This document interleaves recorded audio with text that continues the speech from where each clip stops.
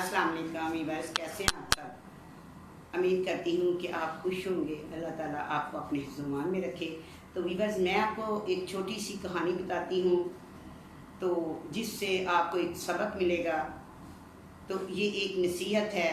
तो एक इलाके में एक बुज़ुर्ग था जिसका इंतकाल हो गया और पूरा जो गांव था वो इकट्ठा हुआ था। तो ऐसे में जब जनाजा उठाने लगे तो एक बंदा आया और उसने कहा कि मैं जनाजा नहीं उठाने दूंगा क्योंकि इस मरने वाले ने 15 लाख मुझसे लिए हैं।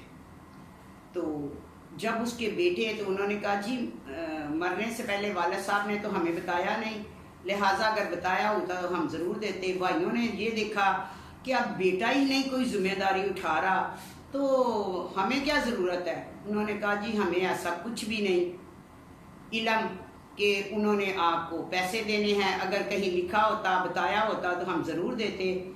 ऐसे ही बहुत शोर हुआ। बंदे ने कहा मैंने जनाजा उठाने नहीं देना। तो औरतों तक बात पहुंची। तो उस मरने वाले की एक बेटी थी जिसको पता चला तो उसने फ़ौरन अपना सारा जेवर उतारा और जो उसके पास जमा पूंजी थी उसने उस बंदे को भेजी और कहा कि मेरे वालिद साहब का आप जनाजा उठाने दें।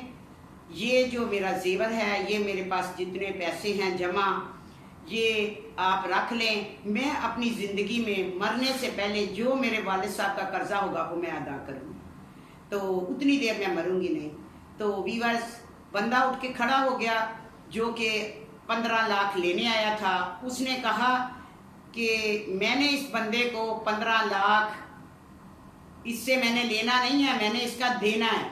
तो मुझे कोई पता नहीं था कि कौन है इसका जो अपना है, जो कि अपना जिसको मैं दे सकूं, जो वारस है इसका, तो असल वारस तक मैं कैसे पहुंचूं। तो मैंने इसलिए ये ड्रामा किया और अब मुझे पता चल गया है कि इसकी जो वारस है वो इसकी बेटी है, लिहाजा ये 15 लाख रुपया आप ले लें।